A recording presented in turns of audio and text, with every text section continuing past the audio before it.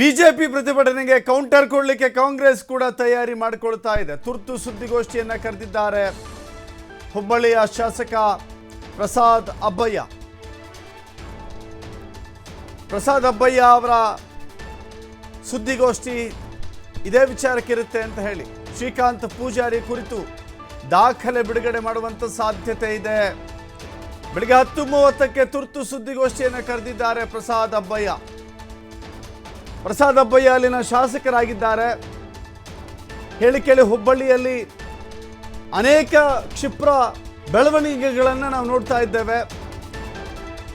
ಶ್ರೀಕಾಂತ್ ಪೂಜಾರಿ ಬಂಧನದ ನಂತರದಲ್ಲಿ ಅಲ್ಲಿ ನಡೆಯುತ್ತಿರುವಂಥ ರಾಜಕೀಯ ವಿದ್ಯಮಾನಗಳು, ಪ್ರತಿಭಟನೆಗಳು, ಹೇಳಿಕೆಗಳು, ಕೌಂಟರ್ ಹೇಳಿಕೆಗಳು, ಹೀಗೆ ಅನೇಕ ವಿದ್ಯಮಾನಗಳು ಜರುಗ್ತಾ ಇರುವಂಥ ಸಂದರ್ಭದಲ್ಲಿ ಪ್ರಸಾದ್ ಅಬ್ಬಯ್ಯ ಅವರು ದಿಢೀರ್ ಸುದ್ದಿಗೋಷ್ಠಿಯನ್ನು ಕರೆದಿದ್ದಾರೆ.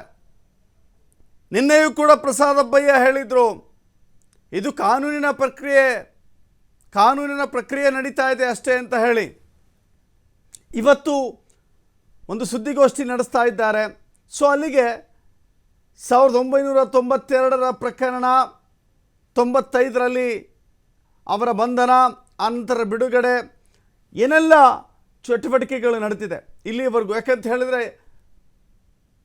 ನಮ್ಗೆ ಯಾರಿಗೂ ಕೂಡ ಗೊತ್ತಿರೋದಿಲ್ಲ 1992ರಲ್ಲಿ ಆಗಿರುವಂಥ ಹಿಂಸಾಚಾರ, ಗಲಭೆ, ಅಂಗಡಿ ಮುಂಗಟ್ಟುಗಳನ್ನು ಸುಟ್ಟು ಹಾಕಿರೋದು, ದುರ್ಗದ ಬೈಲ್ನಲ್ಲಿ ಹಿಂಸಾಚಾರ ನಡೆದಿರೋದು, ದುರ್ಗದ ಬೈಲ್ನಲ್ಲಿ ಸಾರ್ವಜನಿಕ ಆಸ್ತಿ ನಷ್ಟ ಆಗಿರೋದು,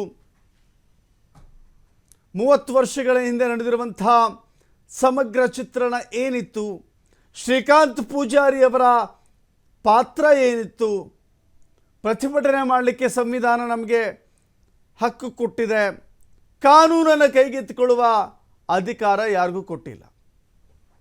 ಕಳೆದ ಕೆಲ ದಿನಗಳ ಹಿಂದೆ ಕರ್ನಾಟಕ ರಕ್ಷಣಾ ವೇದಿಕೆ ಬೆಂಗಳೂರಿನಲ್ಲಿ ಪ್ರತಿಭಟನೆ ನಡೆಸಿದಾಗಲೂ ಕೂಡ ಕಾನೂನು ಕೈಗೆತ್ತಿಕೊಳ್ಳುವ ಅಧಿಕಾರ ನಿಮಗಿಲ್ಲ ಅಂತ ಹೇಳಿ ರಕ್ಷಣಾ ವೇದಿಕೆಯ ಮುಖಂಡರುಗಳನ್ನು ಅರೆಸ್ಟ್ ಮಾಡಿ ನ್ಯಾಯಾಂಗ ಬಂಧನಕ್ಕೆ ಕಳಿಸಲಾಗಿದೆ. ಕಾನೂನು ಎಲ್ಲರಿಗೂ ಒಂದೇ, ಕಾನೂನಿನ ಅಡಿಯಲ್ಲಿಯೇ ಸರ್ವರೂ ಕೂಡ ಬರ್ತಾರೆ. ಕಾನೂನು ಒಬ್ಬರಿಗೆ ಒಂದು, ಇನ್ನೊಬ್ಬರಿಗೆ ಇನ್ನೊಂದು ಅಂತ ಪ್ರತ್ಯೇಕವಾಗಿ ಹೇಳಲಿಕ್ಕೆ ಸಾಧ್ಯವೇ ಇಲ್ಲ. ಪ್ರತಿಯೊಬ್ಬರಿಗೂ ಕಾನೂನು ಅನ್ವಯ ಆಗುತ್ತೆ. ಇಲ್ಲಿ BJP ಕ್ಲೇಮ್ ಮಾಡಿಕೊಳ್ಳಲಿಕ್ಕೆ ಹೊರಟಿರುವಂಥದ್ದು ರಾಮ ಮಂದಿರದ ಉದ್ಘಾಟನೆಯ ಸಂದರ್ಭದಲ್ಲಿ ಇದು ಬೇಕಿತ್ತಾ? ಕಾಂಗ್ರೆಸ್ ಹೇಳ್ತಾ ಇರುವಂಥದ್ದು ಅದು ರಾಮ ಮಂದಿರದ ಉದ್ಘಾಟನೆಯ ಸಂದರ್ಭವೋ ಅಥವಾ ಮತ್ತಿತರ ಸಂದರ್ಭವೋ, ಕಾನೂನು ಪ್ರಕ್ರಿಯೆ ಅಷ್ಟೇ ಅಂತ. ಸದ್ಯಕ್ಕಂತೂ ಪ್ರಸಾದ್ ಅಬ್ಬಯ್ಯ ಯಾವೆಲ್ಲ ಮಾಹಿತಿಗಳನ್ನು, ದಾಖಲೆಗಳನ್ನು ಕೊಡ್ತಾರೆ. ತುರ್ತು ಸುದ್ದಿಗೋಷ್ಠಿ 10ವರೆಗಿದೆ, ಕಾದು ನೋಡೋಣ.